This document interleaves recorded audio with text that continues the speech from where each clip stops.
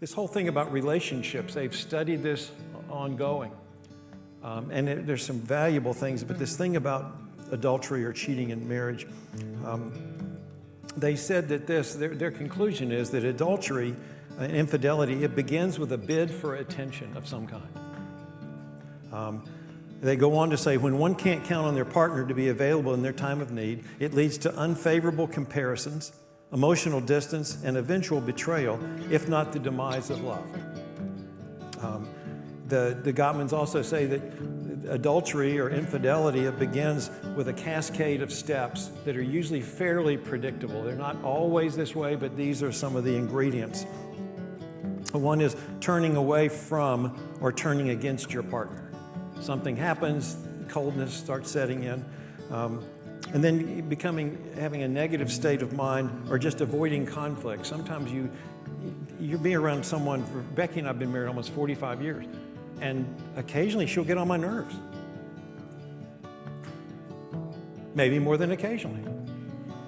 Apparently I've done it to her too. You either address it or you can stuff it, you can hide it, and what happens is the longer you go without addressing things, the colder things can get.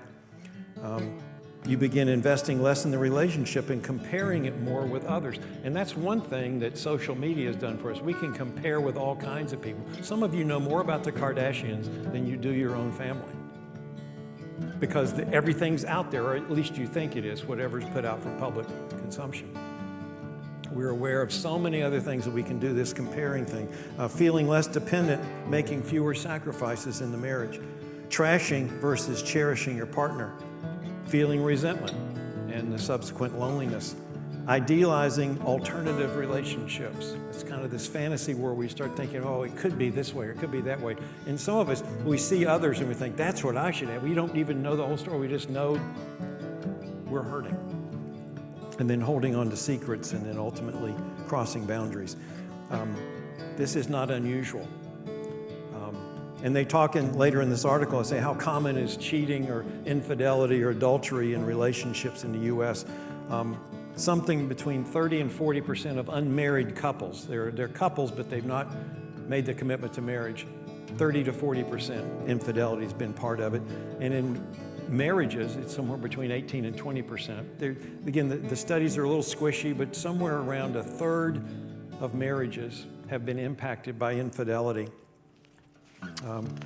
And this is one of the things they say that makes this research a little bit sketchy, because it may not account for, they say in the article, a full range of infidelity, including emotional infidelity and online infidelity. We're going to get into some of this more, but I want you to hang on to this. As we've seen in other commands, Jesus takes things further to get to the heart of the matter.